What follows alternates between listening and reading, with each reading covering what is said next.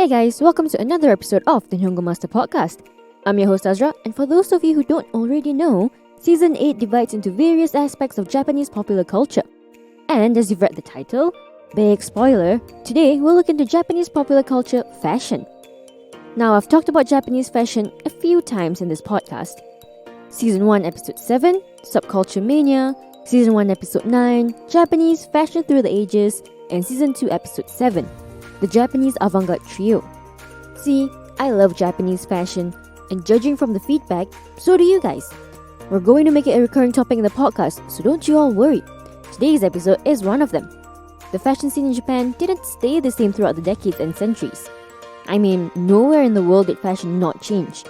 If you're interested in how it evolved, Season 1 Episode 9 looked at exactly that. In the next couple of minutes, we're looking at what it evolved to. The current day modern Japanese popular culture fashion. There are the wild and pop-in fashion subcultures, and there are the everyday blend-in with the crowd styles. Some may think that the modern Japanese fashion is all avant-garde and out of this world, when in fact, they're also as mild as it can be. It's like the two far ends of the same stick. So, why don't we dive into them, shall we? On one end of the stick, we have the crazy subculture fashion. Anyone with an interest in Japan will definitely have seen pictures online of all the weird and wonderful fashion out here. From girls dressed like 18th century toddlers to guys that look like they walked right off the set of the musical Grease. The modern Japanese popular culture has opened people up to more experimentation and self-discovering. A lot of them discover themselves through the form of clothing. When it comes to subcultures in Japan, you either go big or go home. A touch of hair dye and a couple of piercings just ain't gonna cut it. See, for subcultures in Japan, it's about coming together with other like-minded individuals, creating a safe space for themselves to explore their unconventional interests and express their unique selves.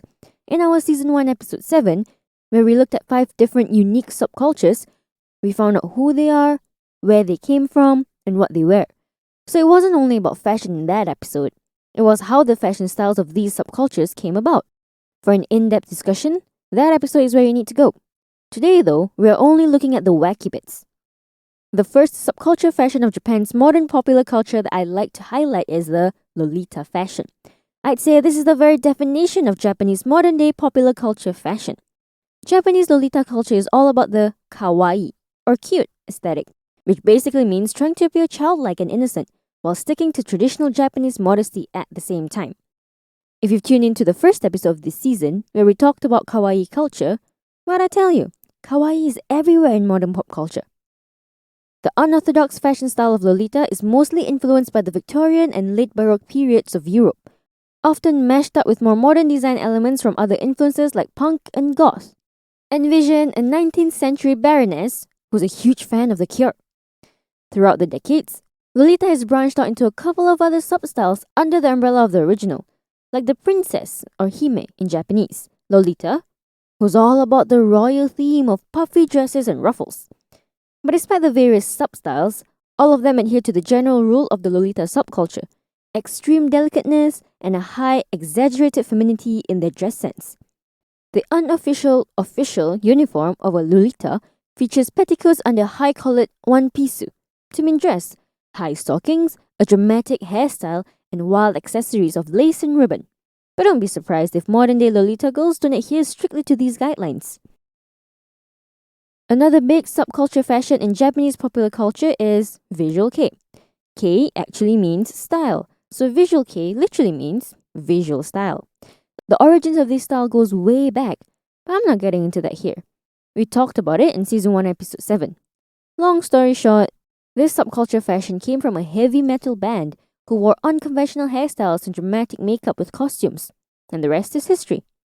This subculture is known to bend the rules of traditional masculinity, promoting androgyny and straight-up cross-dressing. Heeled boots and long, flowy coats that look stolen from Renaissance-era Venetian are par for the course among the bands and their fans. Color-shocking hairstyles come hand-in-hand with thick makeup and elaborate costumes that defy gender norms. The key point is glam. Lots and lots of glam. Altogether, it conjures up an image of a shoujo prince. You shoujo manga readers out there, you know what I'm saying. Shoujo is a genre of manga, Japanese comics, that targets the female audience and usually they feature a handsome male lead with a prince-like appeal. Both shoujo and visual kei celebrates the idea of the beautiful man in a very feminized sense, quite the opposite of taste of the North American and European women. So I'd say that's a good example of one female fashion subculture and one male fashion subculture. There's so many more of them. Season 1, Episode 7 looked at the top 5. Now, here's a quick vocab recap. Kawaii, cute. Hime, princess. One pisu, a word for everyday dresses, jumpsuits, and other similar clothing. If you say doresu, it's a word for fancier dresses. Kei, style. Manga, Japanese comic. Shoujo, a manga genre targeted at a female audience. By the way, if you haven't checked out our official website yet, why not give it a browse? At Nihongo Master, we offer efficient Japanese lessons that are quick, easy, and fun for Japanese language learners of all levels, from beginners to advanced.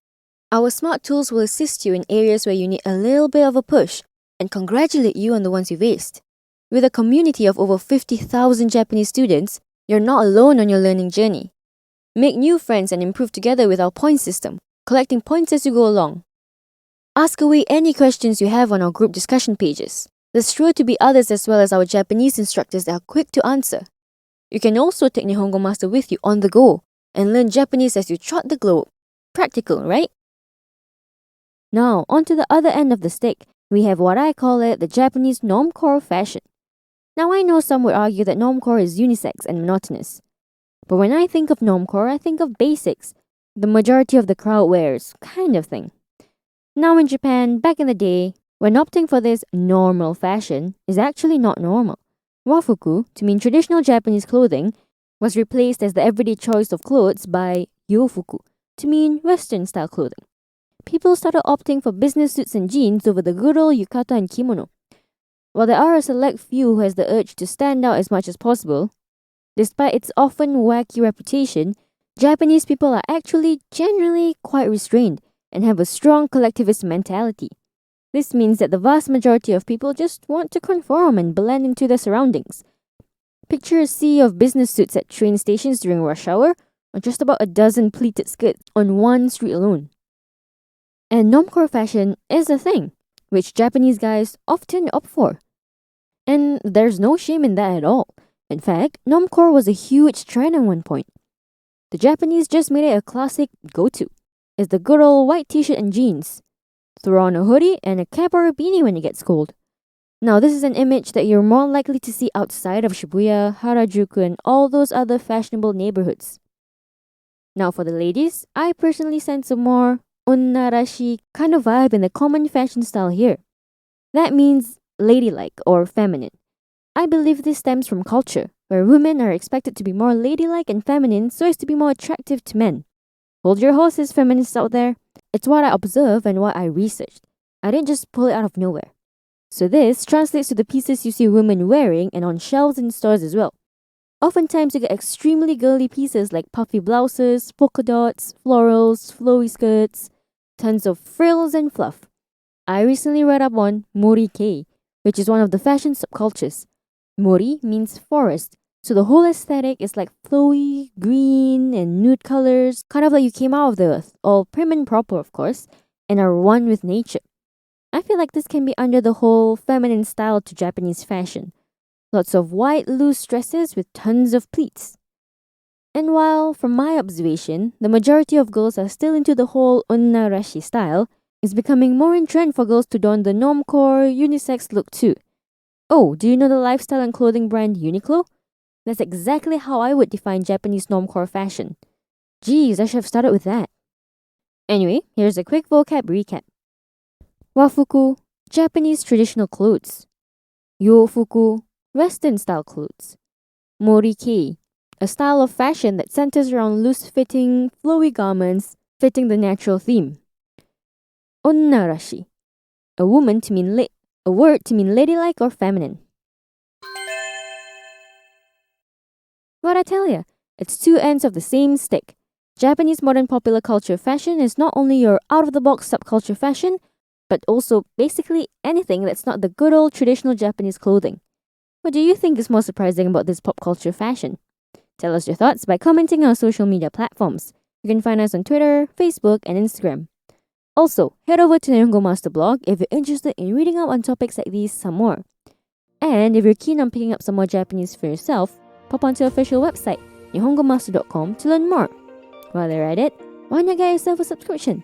Get a head start on your Nihongo journey with Nihongo Master. And thank you so much for listening in. Join me in the next one, where I'll be walking you down the avenue of Japan's rich, popular culture. Mata ne!